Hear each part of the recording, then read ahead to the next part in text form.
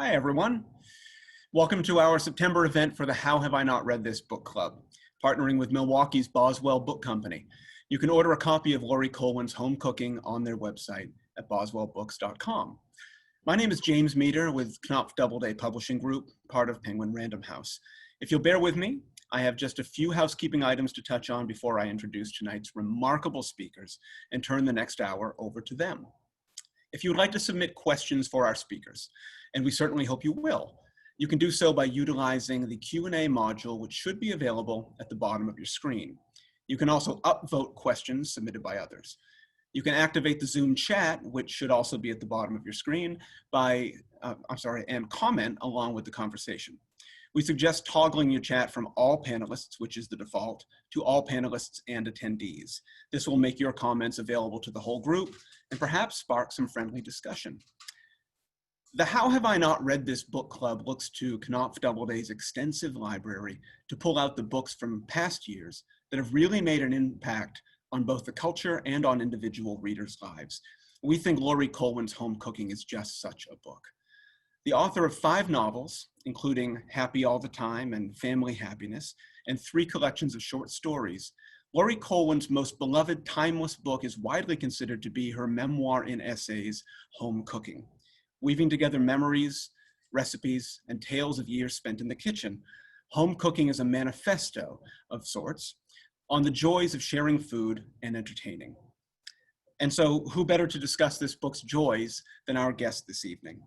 Without further preamble, I'd like to welcome Ruth Reichl, Helen Rosner, and Jaya Saxena to the virtual stage. Please start your cameras and your microphones. There they are. Our moderator, Jaya Saxena, is a staff writer at eater.com and has written for GQ, Elle, Taste, Catapult, and more. Jaya, thank you for joining us. I'm going to hand it over to you to introduce Ruth and Helen. Thanks. Wonderful. Thank you for having me. And I'm guessing if you're here, you are probably well familiar with Ruth and Helen, but to introduce them anyway. Ruth Reichl is the recipient of 6 James Beard Awards. She began writing about food in 1972. When she moved to Berkeley, California in 1973, she became co-owner and cook at the Swallow Restaurant. She has served as restaurant critic for New West and California magazines, restaurant critic and food editor of the LA Times, restaurant critic for the New York Times, and she was editor-in-chief of Gourmet magazine for 10 years. She's authored 5 memoirs, a novel, and a cookbook. She also edited the Best American Food Writing 2018 and the Modern Library Food Series, which currently includes 10 books. And she was executive producer and host of the public television series Adventures with Ruth and a judge on Top Chef Masters. So welcome, Ruth. And then we have Helen Rosner, who writes about food mostly for The New Yorker. She has worked at Saveur and New York Magazine, launched the seminal food site Eat Me Daily, and was for a time a book editor. In 2016, she won the James Beard Award for her Ode to Chicken Tenders, which was published in Guernica. She has also written the introductions for the books Anthony Bourdain, The Last Interview, and Julia Child, The Last Interview. And before joining The New Yorker, she was the executive editor of Eater, where she founded the publication's James Beard and National Magazine Award-winning features department. So welcome, Helen. Hi, Jaya. Hi. So as James mentioned, and as our event copy mentioned, Home Cooking is considered Colwin's most beloved timeless book. And Ruth, just as we were getting ready, you mentioned that there were still things upon this reread that were making you laugh out loud. So I'd love to know why either of you think that this has stayed such a beloved timeless book, and what about it continues to resonate with you?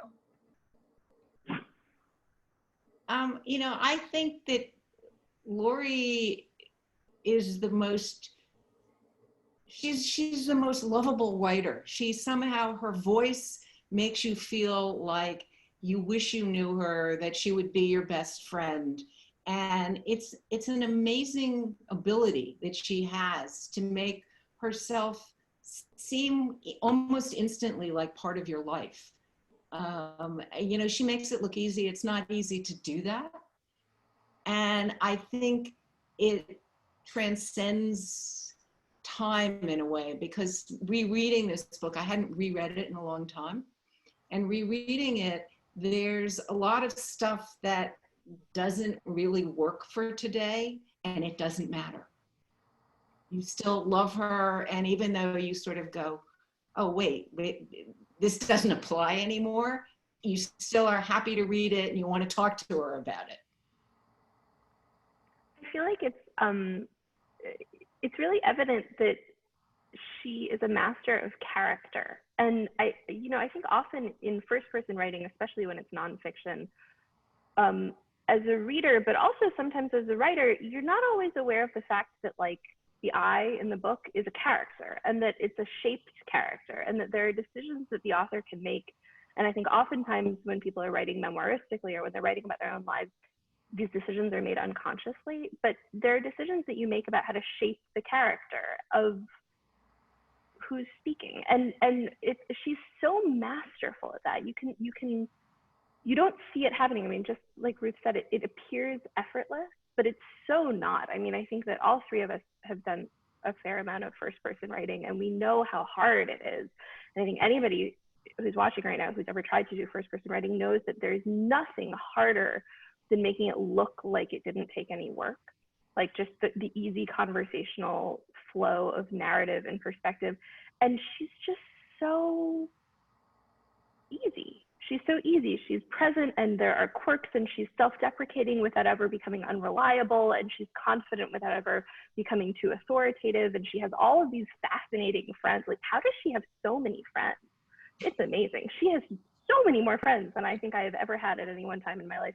And the complete experience of that, I think, just like Ruth said, is timeless. It's this, I was rereading it last week also, and was amazed by how much of, all of her references to like this current moment. And these are essays that were written in the 70s and 80s. And almost every this current moment beat that she has in there is absolutely the case right now as well too, right? Like this current moment where like restaurants are such a big deal and they're so out of touch with home cooks, or like this current moment where everybody's obsessed with, wheat germ, and like the running joke about like dinner party guests who have an infinity of dietary preferences. I mean, any one of these with like minor tweaks for sort of more modern day sensitivities towards, the like inherent white perspective of an affluent woman writing from a New York position, like almost any one of these could be just like a lovely piece in any magazine. I was also really taken. I had not noticed this before, but as someone who edited Jonathan Gold for a long time, I realized he took something from her. She has this trick of saying, you would do X, Y, Z. And you know that she's really saying, I'm doing this. And it's exactly what Jonathan did. And it was the first, I've never seen that particular thing done so consistently. And I thought, Jonathan, who knew you read Laurie Colwin? Second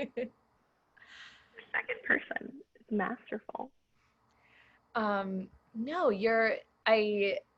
I was thinking of the specific example of the dinner party where you have to plan around 8 different diets, and it's so exhausting. And, why would you even think to serve hors d'oeuvres or anything more complicated than you had to when you already have so much going on? Like, go out and buy a cake from a nice bakery, go out and buy a nice baguette and just put some cheese and garlic on it. Who cares? And right, the specific dietary preferences. I can't remember the last time someone came over and was hyper concerned about their salt intake, but there are definitely parallels. I've definitely had that experience. And so, yeah, I mean, I think Helen, to your point a little bit too, there is this, there is an element of what she's writing about where she is, this very cool white woman living in a city, having this very aspirational, but also pretty attainable life. And I wonder how much of that how much of the way that she can write and the way that people respond to her book has both to do with her womanhood and her whiteness. I mean, I think that's it. The easy part of this to tackle, I think, is the femininity, right? I think that like her perspective in this is absolutely wrapped up in the fact that she's a woman, that she like writes from this perspective of a single woman who is sort of looking out for herself in her, you know, youthful single days when she was going on dates, she had friends, and it was, you know, not my era, so I don't want to speak about it with like first-hand authority, but like the sort of career girl notion of like living on your own in Greenwich Village in the 60s and 70s meant something when you were a woman.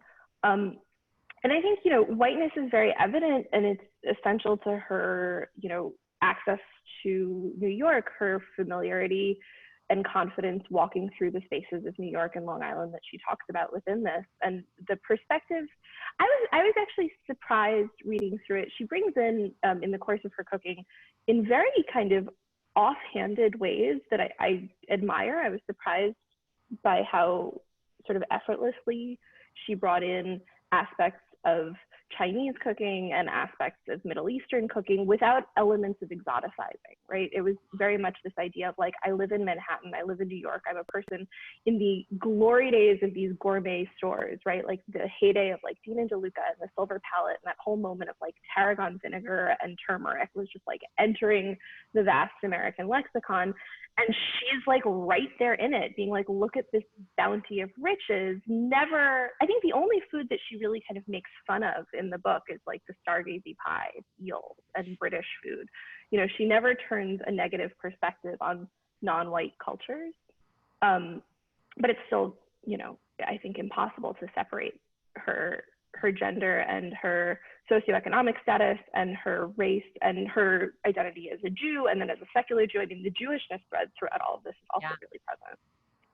Well, you know, interestingly, in her novels, she does write about race.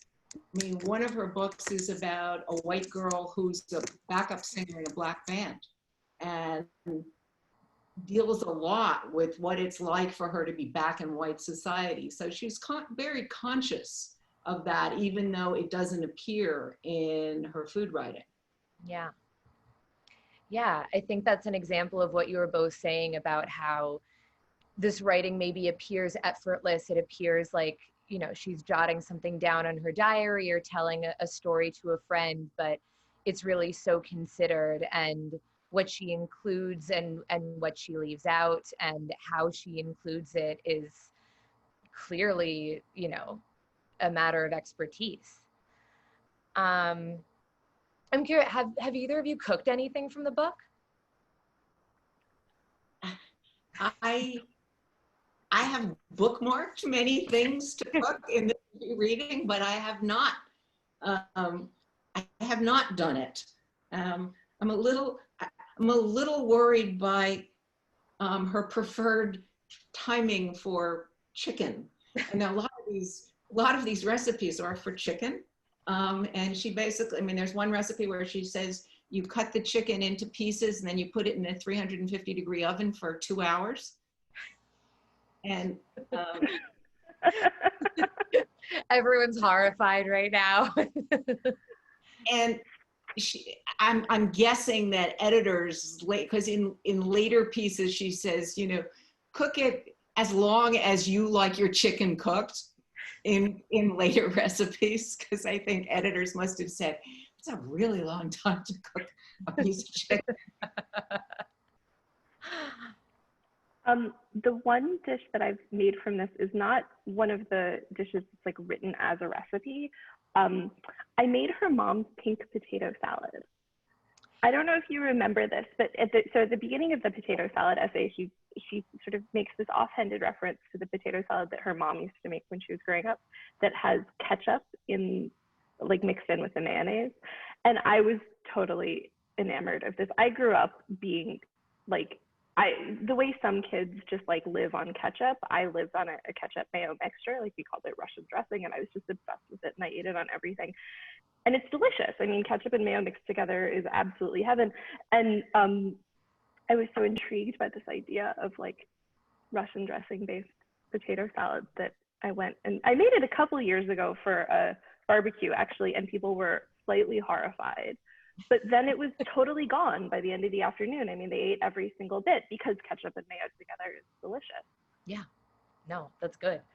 You know, one of the things that's so great about this book is you really feel like it's not about the recipes. I mean, and it's one of the things that was pretty revolutionary for that moment, because essentially what she's saying is it's really about getting people together, and just don't give people disgusting food, but you know, just do whatever you can, you know, go out and, you know, buy some ice cream.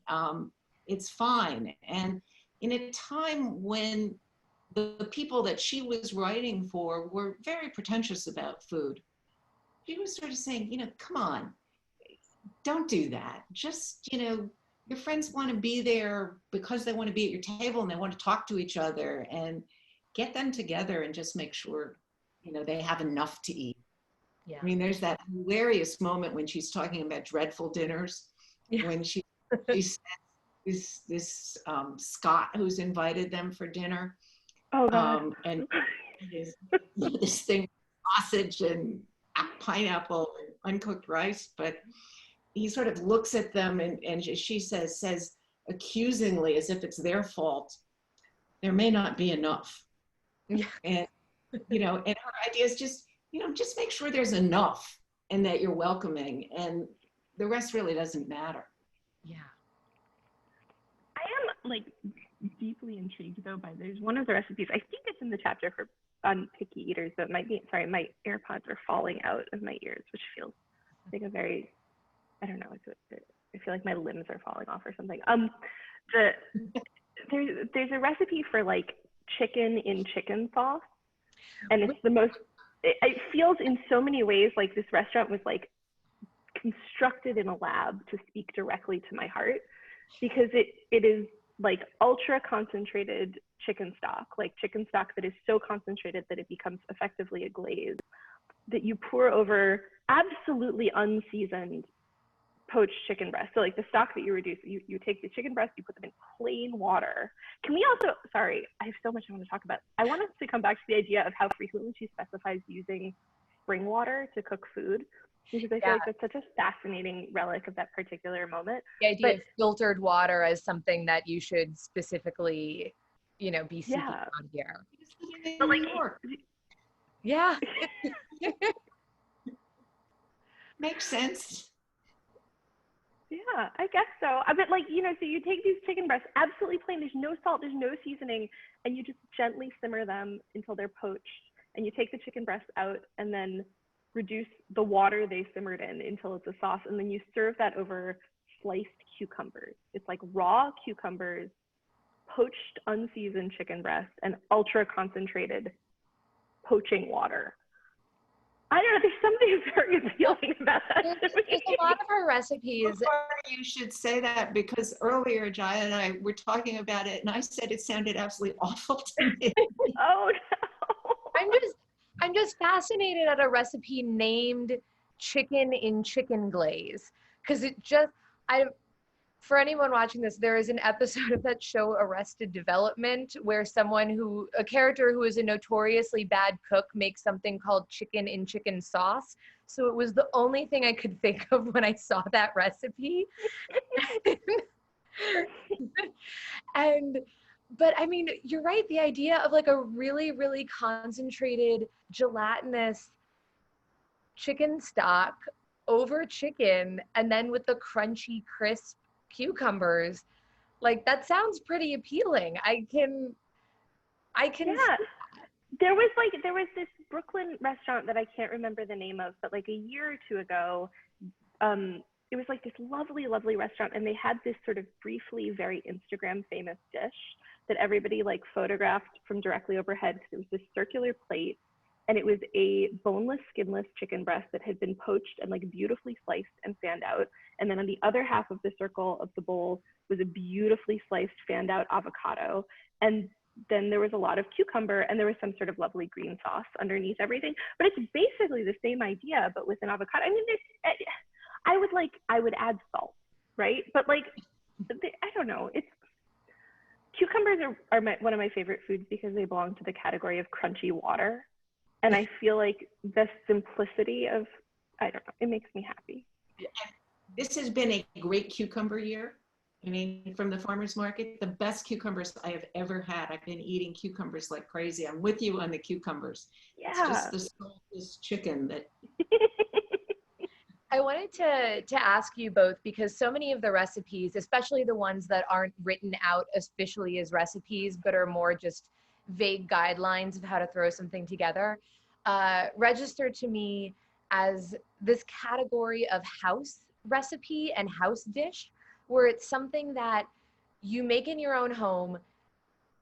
It maybe has a bunch of influences, but nobody of any culture could identify this as part of their culture, but it's just something you know how to make and you love making. Like, I think I have a meat sauce that nobody in Italy would claim. But you know, it's vaguely Bolognese-ish, but it's like my house meat sauce and something that I really love. And it felt so, you know, warm to be reading this book full of somebody's home recipes, because in a way that feels so private. You're like, I don't want anyone to know that this is what I put together in my kitchen. It is super intimate. That's true. I didn't quite think of it that way, but you know, every so often I feel like there'll be like a semi-viral Twitter thread or some kind of blog post with the comment sections like, tell us your weird being home alone snack. And she talks about this. I mean, like Laurie talks about it. She says, you know, people will say, oh, I just like make a poached egg and have a green salad when it's just me at home. But in reality, you're eating like, you know, sliced grapes and pasta or something super weird.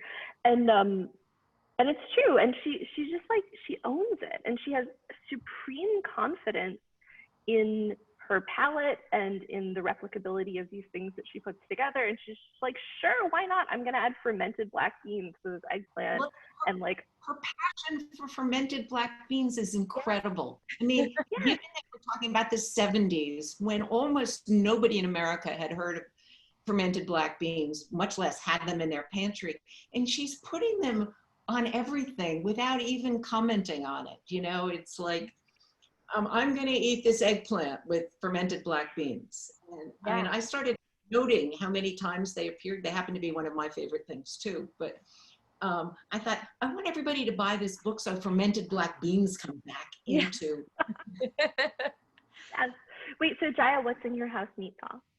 Oh, it's literally, you know, whatever ground beef I find, too many onions and garlic, enough of a can of chopped tomatoes to vaguely hold it together, but it's still, and then, you know, I will add even more like powdered onion and powdered garlic and everything in there. And, you know, right, no chef, maybe, I mean, maybe they would, I don't know, but I'm just like, this tastes nice and savory. And then what, you know, anything else that I might have in the house, it changes every time. But right, Ruth, I think that image of her sitting on her bed with the pot full of eggplant and just eating it straight out of there. Or there was one where I think it was eggplant and like pot cheese.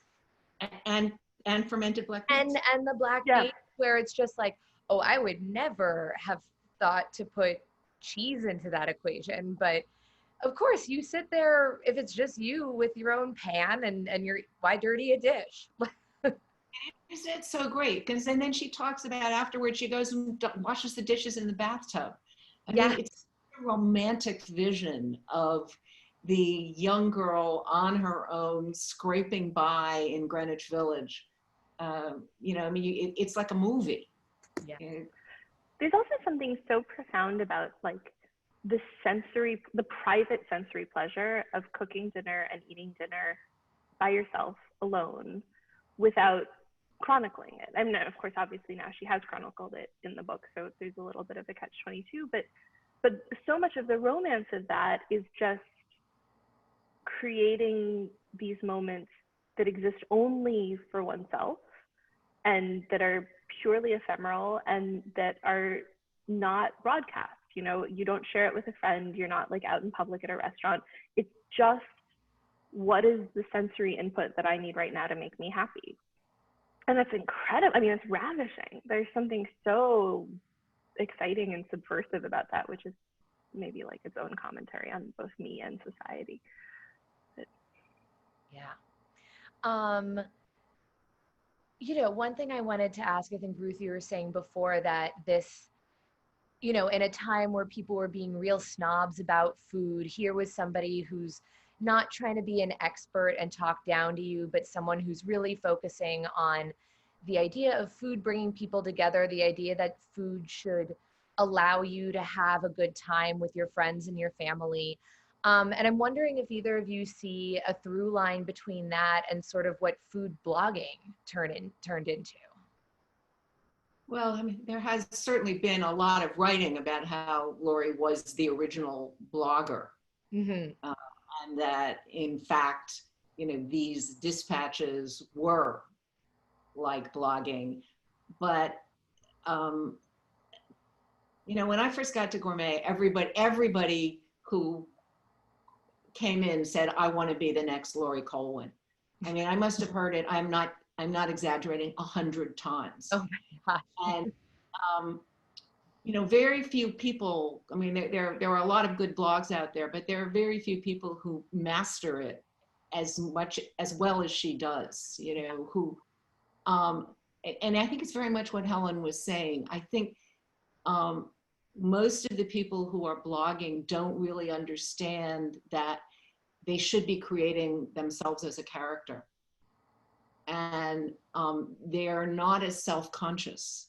And Laurie is very self-conscious in her writing of what she's presenting. So she makes you feel like you really know her and that she's being really honest with you, but she's giving you a very specific glimpse of her life. Yeah. And most bloggers are sort of putting it all out there. yeah, I would agree with that. I mean, I think that some of that's just like a volume question, right? Like, I think there are so many countless food blogs. I don't think it's like necessarily the case that food bloggers don't nail it. It's just that this is an exceptionally good version of writing, and not everybody is a great writer, and even people who seem like great writers are often not. But the idea of tying,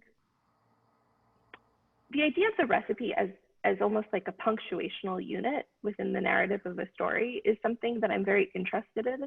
And it used to be something I was really opposed to. Like, I was going through, like, you know, sort of my intense cynicism phase about the entire structure of food writing. And I felt like you would have so many pieces, both on food blogs and in printed columns and on cooking websites, where it would be several paragraphs of kind of meandering commentary and then a recipe as punctuation.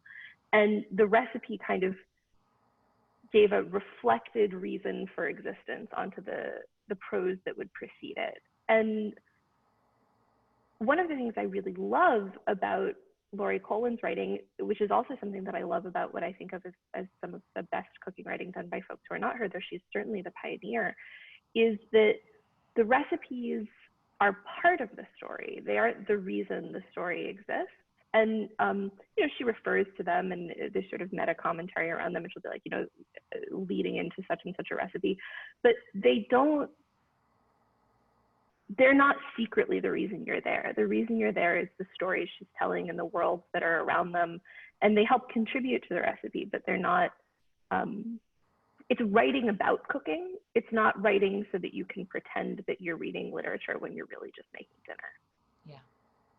Yeah. You know, one of the things I bookmarked this because I love this so much. In the chapter Easy Cooking for Exhausted People, she said, what you want is an enormous return on a small investment.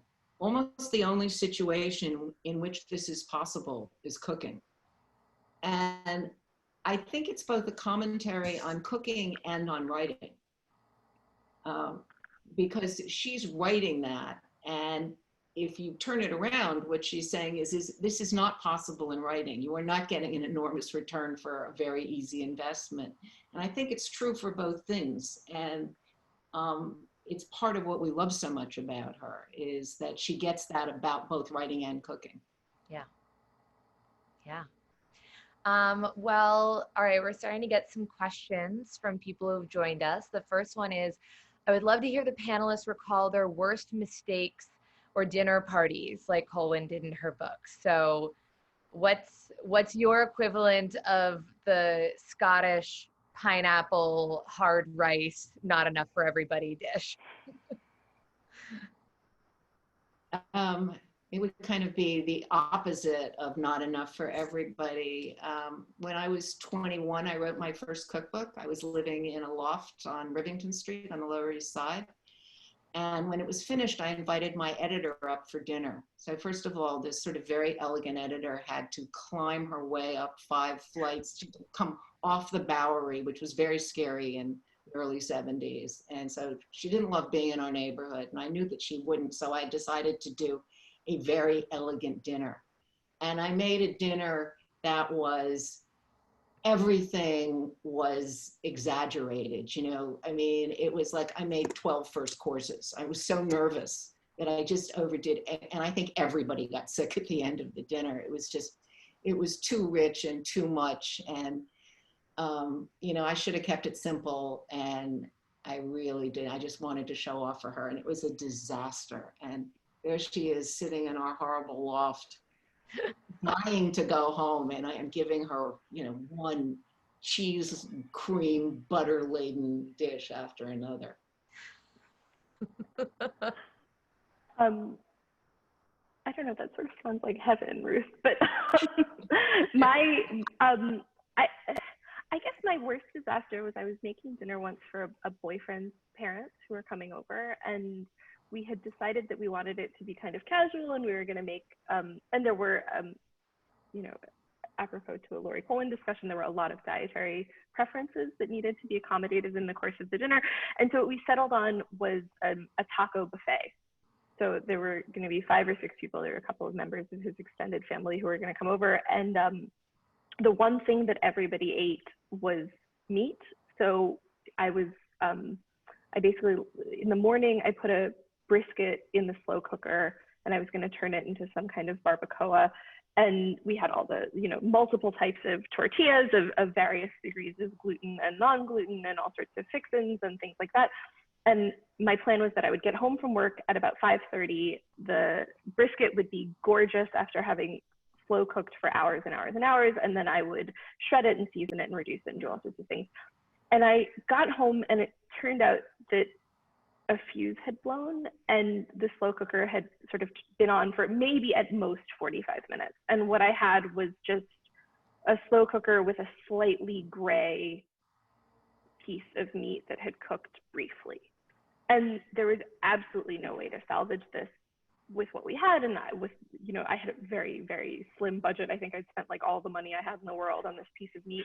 And what we ended up doing was ordering 5 pounds of fajita by the pound from the local, like, cheap Mexican takeout place. And I took the fajitas, and I took the meat, and I put it on like in a casserole dish, and I added a couple of more seasonings and a little bit of water, and I threw it in the oven, and we took out the trash that had all of the takeout evidence, and I passed it off as homemade, and they loved it, and they asked for the recipe. It was like, the evening was a success. It was an extraordinary success. Like, it could not have been more triumphant. Everybody loved the food. They just couldn't stop talking about what a great cook I was. And my boyfriend and I were sitting there just like, how deep can we go on this lie? And it turns out the answer was all the way, because I just made up a recipe and emailed it to everyone the next day and claimed that it was what I had made. That's incredible. I want to know this recipe now, this fake recipe for a thing nobody made.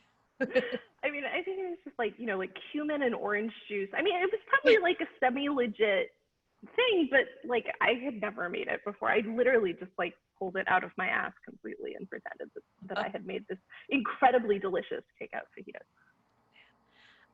All right, we have another question for Ruth about what are your top choices for things to cook, and also noting that regarding the chicken and chicken glaze, that the recipe really works. So I think maybe it's time that we try this chicken and chicken glaze.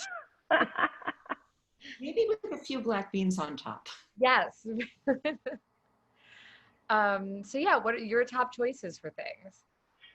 Oh, whatever I feel like making. I mean, I cook all over the place. Right now it's tomato season. I'm making. I've got a garden full of basil, and one night it's pesto, and the next night it's tomato sauce and tomato soup and tomatoes, Elizabeth David tomato with cream on top, and I'm in all out tomato mode at the moment. And I mean, the other thing that's been great this year are peaches. So, I've been, eating peaches, making peach upside down cake, peach galettes. You sort of have to go with what you got at the moment. And I'm dreading, winter's coming any minute now. But right now we're in that season of, we've still got corn, tomatoes, great cucumbers, peaches, berries. Bring it on. Another question that I think gets to that dread of winter coming. We're asking regarding the idea that Colwin's book is getting people together is the point. Have either of you found a way to meet that need for gathering and dinner parties during COVID? It has been really difficult. I mean, not being able to cook for people has driven me crazy this summer, honestly. I'm lucky I live in the country, so we have had distanced dinner parties. A little weird sitting outside 5 feet from other people, but I miss, cooking for 20 people and having, and touching people. And I don't have a good fix for it, other than, I'm getting to cook 3 meals a day, which is fun, but it's not the same as just, saying to people, hey, come on over and let's have dinner. Yeah. A couple months into the COVID era, my husband and I decided to merge bubbles with my uncle, whose house I'm at right now, a couple hours north of New York, actually not too far from where Ruth is. And he was up here on his own for several months, like kind of going stir crazy completely by himself. And we decided that it was, a good sort of use of all of our time. And also it would make our dogs very happy to have outdoor space. And the moment we got here, I had been doing the overwhelming majority of cooking for me and my husband, and we'd occasionally been getting takeout. But early in COVID, getting takeout and delivery was such an intensely emotionally and ethically fraught thing. So I'd been cooking close to 3 meals a day, which seems like it should be heaven, but it was not, I think, something I had really done before, and became quite burdensome after a while. And when we got up here, and we've been kind of going back and forth for the last few months, but when we got up here and my uncle welcomed us and we sort of had our awkward like do-si-do of, okay, we're like merging our bubbles. Do we hug right away or do we like not interact? Like what's happening? We didn't hug or embrace. We kind of did like the elbow touch and the wave, and we were sort of dancing around each other in the kitchen. But we sat down for dinner that night and I realized it was the first meal in months that I hadn't made myself, or that I hadn't had a semi-emotional breakdown over ordering from a delivery person. And I started crying, and I'm not a crying about food person. Like I love food and I think food is super important, but that's not where my sentiment lives. And it was astonishing to realize that somebody else made a meal for me with care about the ingredients and the cooking and making it interesting. And my husband would occasionally make dinner or lunch for us, in the months before, but he's not like a food person. He's not a cook. And almost everything I've learned about cooking and almost all of my love for food springs from my uncle, whose house we're at right now. And it was extraordinary to receive somebody else's cooking. And then also as the months have gone on, for me to have somebody that I can like perform to, because so much of the fun of dinner party also is not like in a showing off kind of way, but to put yourself on the stage and say, I made this, and to, say, I care about you and I'm nourishing you and I'm giving you this. But also so much of the joy of that is watching you eat it and watching you enjoy it and getting the validation and the feedback and the love of the fact that, like, yes, like, you fucking nailed it, right? Like, you had exactly the right amount of anchovies in the anchovy butter or whatever it might be. And so it's been a real gift for me, I think, to be able to spend time with my uncle. It's not a dinner party in quite the same way, right? Like, we're not like crafting menus, but around 10 or 11 every morning, we say, well, is our big meal of the day today going to be lunch or is it going to be dinner? And we all sit down together at the table and we have wine and we have a salad, and it's great. And I miss the unpredictable insanity and beauty of a dinner party, being a guest at one or hosting one, but I feel very nourished by the fact that I get to have family who I can do this with. Yeah, I felt that way. My son and his partner came up and spent a week here, and it was just such a pleasure to have them to cook for and cook with, and to have all of us in the kitchen cooking together, not being there by myself. And to have, my husband isn't deeply excited about food, and to have people who were there, and to get up in the morning and say, what should we cook today? It is one of the great things about life. I mean, it was one of the things I loved about when I lived in the commune in Berkeley. There were never fewer than 15 of us for dinner, and the whole life of the house was organized around the kitchen, and I miss that. Just miss it. I want to introduce jump in. Nothing to do with this, but just very much on my mind at the moment. And we have an audience, which is, I am very concerned about what's happening to Chinatowns across America. Chinese restaurants, Asian restaurants are closing at a horrific rate. And I think most of us aren't really aware of what's happening. But if we don't support them, if we don't start ordering out from small mom and pop Asian restaurants, we're going to find out at the end of this that they don't exist anymore. And it's a real problem. So sorry, it's just no, very much. No, that's so important. No, it's before I want to just like quickly mention before we pivot to COVID, because I think we could probably spend a really long time talking about it. If anybody who's in the audience isn't in the comment panel or the chat panel, I hope this isn't too embarrassing, but Laurie's child, RF Yuryevich, is actually in the comments in the chat, sort of sharing anecdotes and links to archival photos and things like that. And it's really amazing. And RF, thank you so much for being here and doing that. I have the chat open on the side and I'm just like, oh, this is so cool. We should not be the people on the screen. You should be the one on here talking. So thank you. Okay, but yes, now COVID is ruining everything and it's terrible. Yeah. Especially, I completely agree. I think that like anything that any of us can be doing to support restaurants, especially Chinese restaurants who are suffering doubly from like the horrific, extinction event that COVID is to restaurants, plus the horrific racism that's being attached to COVID. I mean, anything that any of us can do to support local businesses, mom and pop places is essential, and especially in the Chinese community.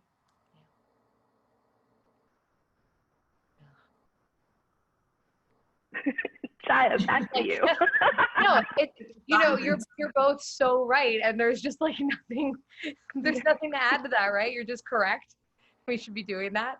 I'm gonna ask you some more questions that I got in the Q&A.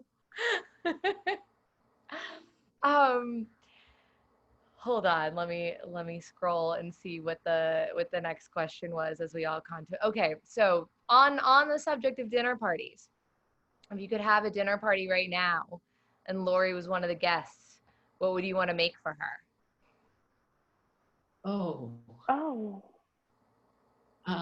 I would want to make, among other things, her mother-in-law's birthday cake, which that is one recipe I'm dying to make, this saffron birthday cake. Oh yeah, it's almost like it's the yeasted cake, right? The Latvian, like, Yeah, it's like a saffron coffee cake. It sounded incredible. It does, and I would make that. But other than that, I probably would make something with an eggplant, and I'm certain I would strew black beans through everything. Unfortunately, I'm allergic to eggplant. So I feel like I can't deeply connect to the eggplant love on the right level. But I mean, this does cut to one of the kind of core dinner party questions, right? Like, do I want to cook Laurie her recipes and see like a reflection of herself back, which can be a certain type of beautiful and validating, or would I want to try to show her how much I think I know her by introducing something new that she'd find pleasure in? I suspect the correct answer is to split the difference and, do something like take the creamed spinach with jalapenos and really just like lean in on the cheese and the peppers and the heat and turn it into something like, I don't know, add some nopales and turn it into tacos or something interesting like that. But I don't know. Every time I try to throw a dinner party, I get very ambitious and then I just end up making chicken. So chicken. I have to say, normally when I give dinner parties, I don't so much think about who it's for, but what's in the market. So, it's a nice idea that, okay, Laurie Colwin's coming to dinner and I'm going to make her, but I'm not going to make her recipes. I'm going to sort of take into account what she likes, but I'm going to go to the market and see what's great there and, bring home and, as I said from that dinner party, that disaster dinner party I gave, the lesson I learned was keep it simple. Yep. And my big rule for dinner parties is don't do anything that takes a lot of last minute cooking. Because if you really want to spend time with your guests, the last thing you want to do is be, spending all your time in the kitchen, or even if they can be in the kitchen with you, not paying attention to them, just make something easy that you can all spend time talking together. One thing I am super excited to introduce into my winter cooking repertoire is the orange ambrosia dessert. And I love for its absolute simplicity. So if anybody hasn't read the book, the idea is that you completely peel an orange and get rid of all of the pips. You just have the beautiful segments, and you slice it into very thin rounds and you place them on a plate. It's basically like orange carpaccio, and you chill it and then cover it with coconut shavings. And then she says that you should put maraschino cherries on it. But of course, some of your guests might not like the red food dye, so she suggests various alternatives, including violets. If you have, oh my God, the turn of phrase is so good. It's something like, it's beautiful with violets if you have a source for violets, or if you are rich in violets, or something absolutely lovely. But it's so great. I love that. Oh yes, very attractive if you happen to have a supply of violets on hand, which is great. And I just like we all have a casual collection of violets.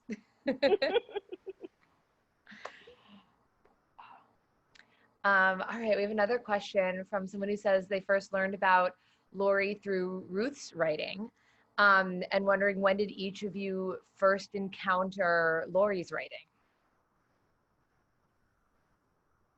I have to admit that I encountered her novels first before I read her food writing, and I loved her novels. I mean, they absolutely spoke to me at that particular moment in my life, and went from them to home cooking. And she was exactly the person I thought she would be from her novels.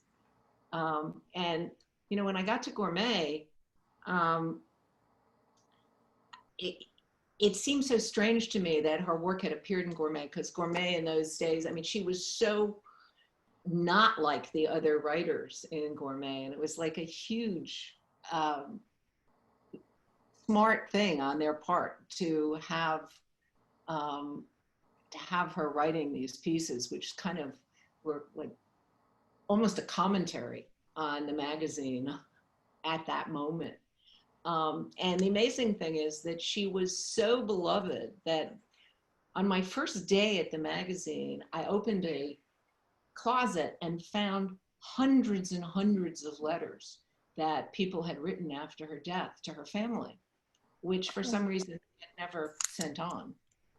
And so my first act actually as the editor of Gourmet was to send the letters onto her family. But it was like such a tribute that hundreds of people felt so personally bereft at her loss, that they wrote and sent, drawings, and it was deeply moving. I don't have a story nearly so lovely. I think it just, I don't even have a story. I think I just sort of became aware of her writing in the ambient way that one becomes aware of things. I think I was already sort of thinking of myself as a food writer, and I think I came to her work embarrassingly late in my career as a wannabe food writer. I was not good at like reading those who had come before, and all of a sudden just her name was in my head one day along with Elizabeth David and MFK Fisher, and I was just like, oh, these three people, and I still sort of think of them as something of a trinity. And I don't know, she's my favorite. I don't know if I should say that. I feel like people will get mad at me, but she is. Well, she's very different generation than. Oh yeah, I mean they're wildly different, and it's ridiculous to compare them. But in my head, they are a category. So like.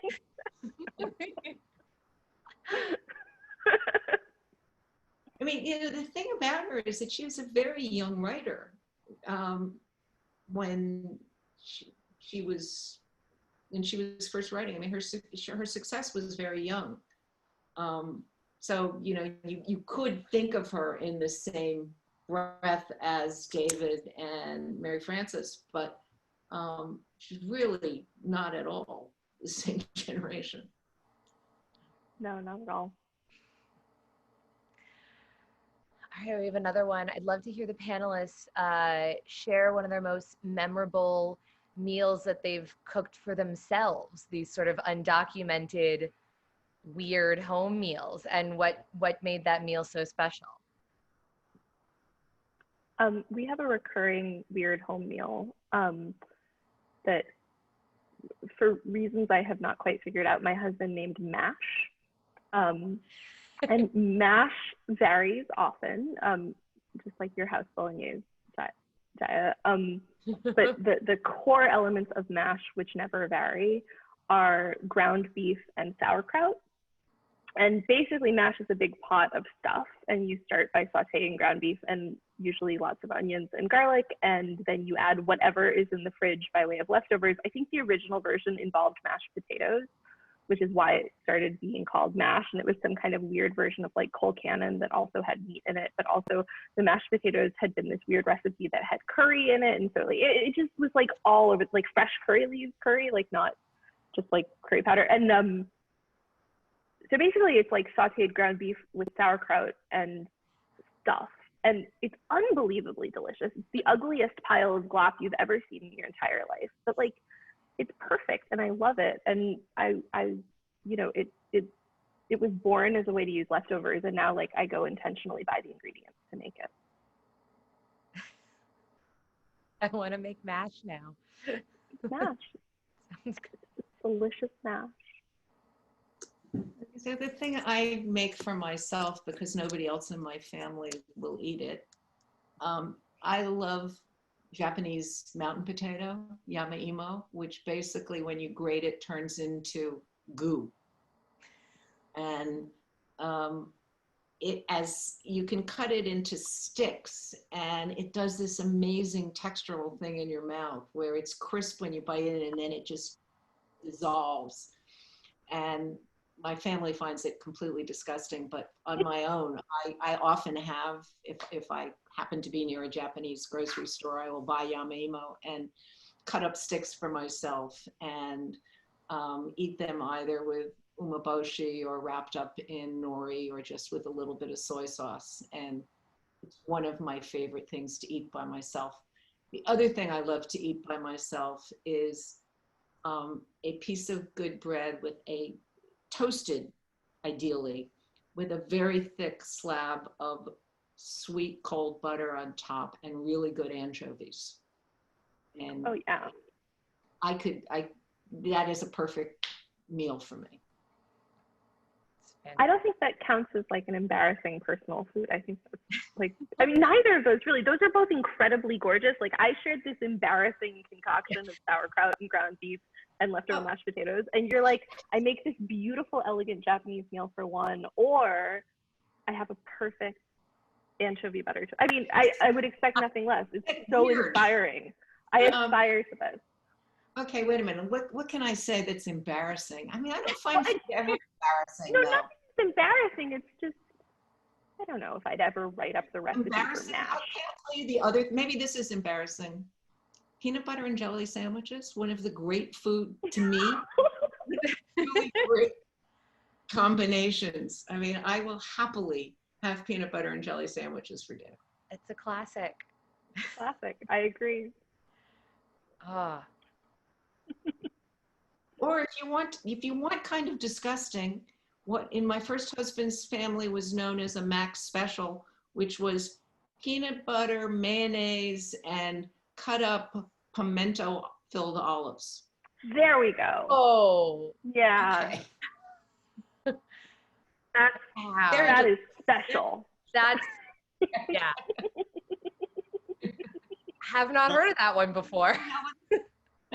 You know, I could listen to embarrassing stories for another 15 or 20 minutes, but unfortunately, I think it falls to me to be the dinner party pooper and call this to a close.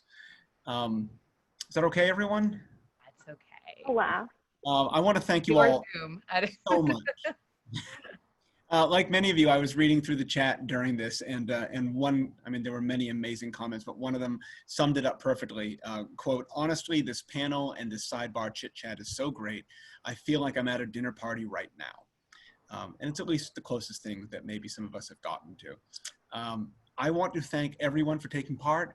A special thanks to our bookselling partner for tonight's event. Once again, Milwaukee's Boswell Book Company. They are fantastic. As a reminder, you can order a copy of Home Cooking or Laurie Colwin's other books or Ruth's books or any book that suits your taste at boswellbooks.com. And finally, before everyone goes, because you've joined us here this evening, we're very happy to give you a sneak peek at the next selection of the How Have I Not Read This Book Club, which is Ernesto Quiñones's novel Bodega Dreams, celebrating its 20th anniversary this year, which is very exciting. Our book-selling partner for that one will be the Lit Bar of the Bronx, and they'll be offering the book both in the English language edition and the Spanish language edition, which is offered by our friends at Vintage Espanol. We hope you will read along with us during Latinx Heritage Month, which starts next week on the 15th, and join Ernesto and us on October 15th for a virtual chat just like this one. Until then, thank you so much, Ruth, Helen, Jaya. This has been wonderful. Have a great evening. Thank you for having us. Thanks, everyone. With me. Bye-bye. Bye.